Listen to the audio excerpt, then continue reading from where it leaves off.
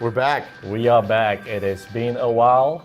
This guy's been on vacation. It was great to see him go on vacation, but I'm happy he's back. Really happy. I was going to say, you were happy I was gone? No. It's great to see him go on vacation. He should. But it's good to get him back.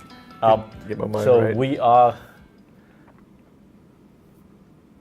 we really don't have a topic. This just came up yesterday, and we were talking about this. Things I've seen that is going on in the community, I guess we call it community. Mm-hmm. The question about Agile, where is that? So the question that I have in my mind is, and correct me if I'm wrong, is how agile is Agile? I think that's $1 million question right there. Right. So does that make sense? Is how agile is Agile? Does that make sense? Yep. All right. Okay. So we're talking about how in Agile we learn. We iterate through stuff and we learn and we adjust as we go. The Agile Manifesto has been around for a long time. Yeah. Scrum has been around for a long time. Scrum Guide, for example, has been around for a long time, and it took a long time for change to happen. Yeah. The last one I remember was the inclusion of backlog refinement. Which was a couple of years This back. is a couple of years back. Yeah. And it hasn't changed, he hasn't iterated since then. So whenever we talk to people about things like this, we have those that say, hey, Scrum is not agile because it doesn't have this. Mm-hmm. Or we can't change processes because it's fixed, so therefore it's not agile. Scrum comes with a predefined set of ceremonies that we have to follow. Why do we have to follow? Why can't we be agile? Why can't we pick and choose? Mm-hmm. That's kind of what I'm thinking of. And I think that's a big topic with a lot of conferences that we go to, a lot of the meetups that we go to. And even in some of the articles, somebody posted an article about asking that very question, like, hey, these frameworks very rarely change. Right. SAFe, which isn't really a framework, it's a scaling framework, right. is probably the one that's adapted the most since its inception. 4.5 now. 4.5 now. Yeah. So, there's like a new one almost every year. If we ratchet it down, let's start with Agile itself, the manifesto, the 4 core values, the people over process, the collaboration over documentation, all that. I would say, do those 4 core values and 12 principles, do they need to change? Do they need to adapt? Or were they just an attempt by those 17 founders to just set in a broad net of this is what software development, this is the future of software development. This is what it should kind of be. Right. So when we look at the manifesto, the 4 values and the 12 principles, those are just values. Yeah. So for me, I guess the value is always going to be there in my mind, right? So you don't change that. The rules, and it's different from rules. It's not rules. Values are not rules, right? The steps, the rules to doing Agile could change, but your value at the end of the day is still the same. Yeah. Right. So as long as he follows those things, it's still the same. So we could do Scrum and not be Agile. Yes, agreed. Just because you do Scrum or you're using Scrum doesn't mean that you're Agile at heart. Right. So that's all let me pronounce it, the full Agile, Yes. FUX, or fake Agile, you call it. Right, so you have all those out there. Yeah, I'm doing stand-up. I'm doing retro. I'm doing all the ceremonies. Mm-hmm. But if your mindset isn't there, you're just following a path. And that's right. You just hit it right there. You hear a lot of people use that word mindset. And that's what the manifesto attempted to establish was this is a mindset. Right. What happens beyond, if you've got this in what you do, then you are following the mindset. Right. If you don't have that in what you're trying to do, exactly, I like it's fake Agile, or it's faux Agile. I like fake Agile better. Well, it's more current events relative. Faux is more French, more Very fancy. We're faux. We're fancy, right? Fancy. Like faux leather, you buy a car. I'm cheap, so I buy a car with faux leather in it. So, So faux agile, yeah, I think that is, and we hear about that a lot in the community. Is you ask them a candidate or a company is like, do you have the agile mindset? Oh yeah, we do stand-ups.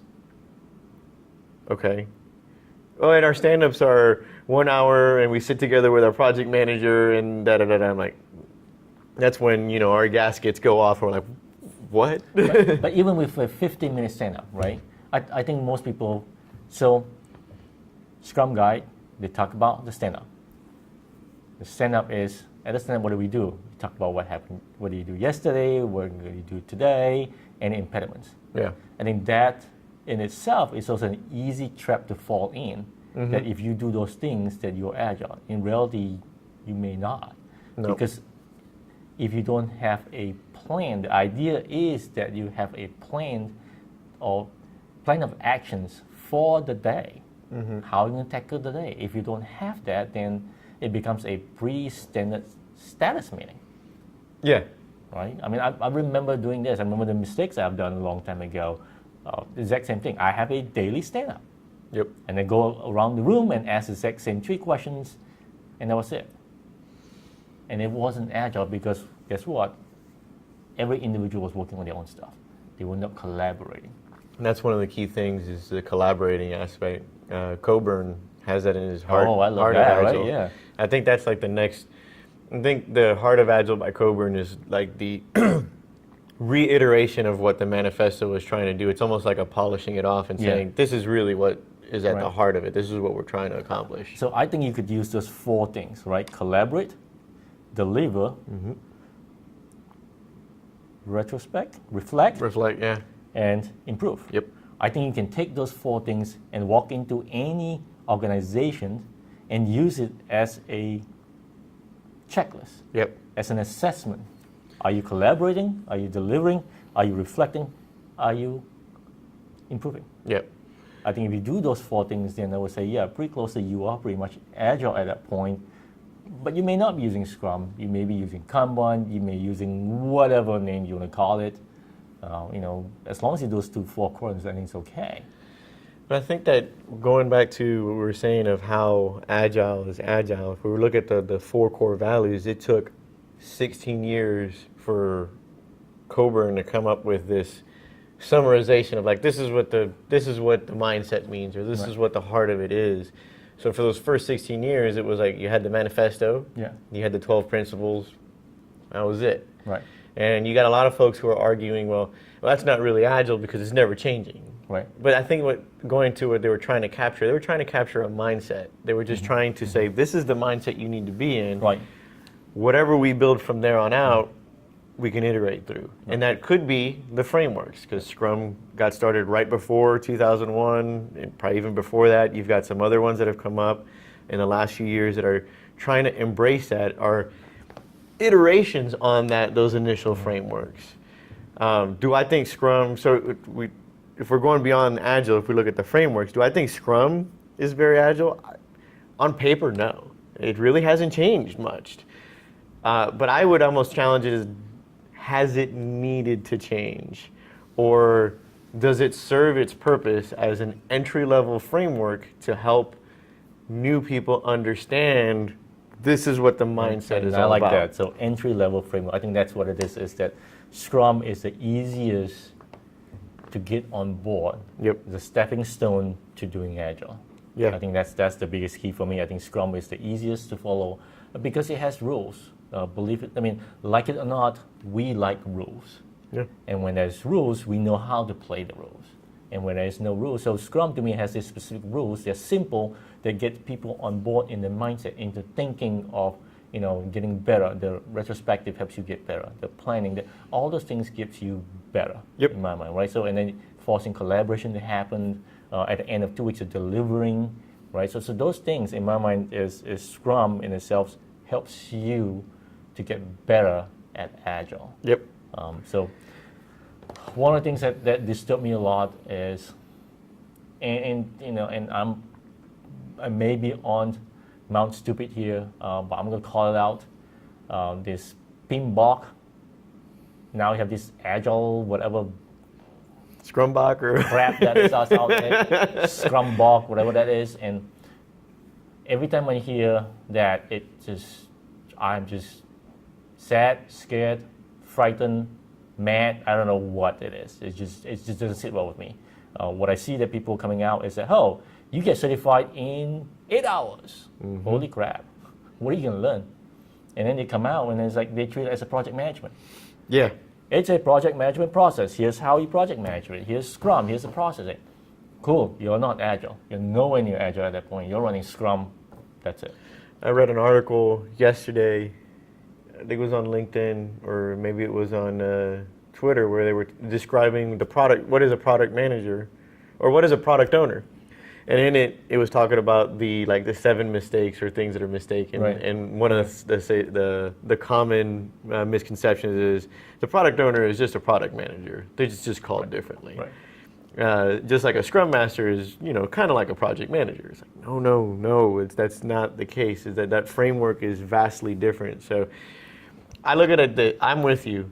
I see that, and it's almost like hijacking the framework to be something that it is not supposed to be, to embody something that it's not supposed to embody, which is you're getting rid of that is Scrum that is not Agile, because it doesn't really embrace the mindset. And that's why we see people are upset. The people that get upset with all these consultants that comes up from it that are helping organizations be Agile, and the first thing they do is tools. Right? They come in and say, oh yeah, we're going to bring you these tools and this is how we're going to go Agile. Like, come on, people. But that's the first thing. That's the first red flag that should go with an organization. An organization, if you're looking to do a transformation, at the very minimum, is look at the manifesto. And the first thing that it says is people over processes and tools. But we constantly gravitate towards, we want to use a tool to make this better. I get it. If the person is trying to go Agile and they don't understand it, I get it. Yeah. I'm okay with that. That's okay. But I'm not okay with a coach or consultant who's supposed to know, and they walk in and the first thing they say is, let me go set up, Jira, whatever tools, let me go set this up. And once it's ready, you can go Agile with it. That is just wrong. You don't need a tool to embrace it. And I think that's one of the things some of the coaches here in Raleigh, and what we do with our career, is that we try to keep away teams from tools at the very beginning, because it's like, look, learn the framework. You're stealing from what what you say is you're right now a brand new team, you're shoe. Instead of learning the tools and everything around it, is learn the framework, learn the things that the framework prescribes. And then once you get better at that, then you can start branching out and experimenting with different things, maybe implement a tool behind the scenes, something like that. But learn the framework, because that's what's going to give you value, because the tool is not going to do the work for you. It's not going to do the ceremonies. It's not going to help you collaborate. You are going to do that. The people are. Okay. So how do we tie this? I mean, is there a closing to the answer? How Agile is Agile, I guess. No, I think it's a work in progress. I think that some of the frameworks, such as Scrum, haven't been very Agile, but I don't think they've needed to, because I think that they've captured the essence of it. Now, I think we talked about this yesterday. If you are brand new to the mindset, if you're brand new to a framework, that's the pitfall that a lot of teams fall into, where they're like, well, this is Agile, I can figure out and tailor things to and we get it all the time. Every time it's like, yeah, we do this, but we don't do that. One of the things that we recommend, and a lot of really good coaches will say, when you're starting on your journey, don't go to the buffet and start picking stuff and saying, yeah, this is what I'm going to build. Learn whatever framework it might be, Scrum, Kanban, whatever. It doesn't matter. A framework is just a guide for the mindset. Right. Pick the framework that you want to use and learn it. And then once you start to master it or get very comfortable with it, then you can start to really assess what is valuable and what is not. Yeah. What can I tailor and what I cannot. Yeah. That is where I believe Agile is its most flexible. Right, and that's where most of the time we see developers who are smart, very smart, and when they start this journey, because of that, they think that they know a lot. Therefore, they think that they are already in this, through Hari and remodel already. So therefore, well, I'm going to pick and choose because I know and I know better than the coach. I shouldn't listen to the coach because I know better than that. So, yes, the process Agile, the Agile methodology, the manifesto came from the software world. But it's not about the technical stuff. Nope. Right? It's about people working together to get something done. And I think sometimes people forget that. And I've seen people say, hey, we're no longer about the technology side of the world. Does it matter to have technology? Absolutely. And in order to be delivering at a really fast pace to get feedback, you need technology to help you get there. I think that's critical for us to know that, right? But part of this is process. Getting working people is a soft skill that's needed. Yep. And if we hire developers that can work in silo, it doesn't work. They can be the greatest, smartest person in the world, it doesn't work.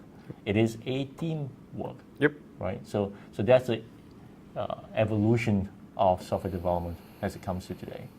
So how Agile is Agile, and then you hit it just now, it says, it's work in progress. it's work in progress. Yeah. It is, to briefly tie it to our previous conversation, I think that we're in the middle of a revolution in how we develop products, and it's starting in information technology.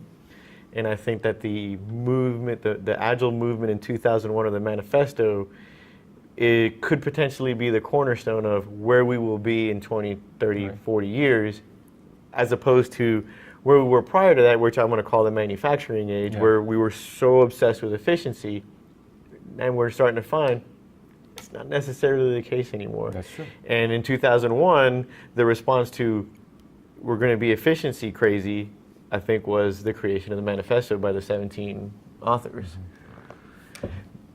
Just my take, my crazy take.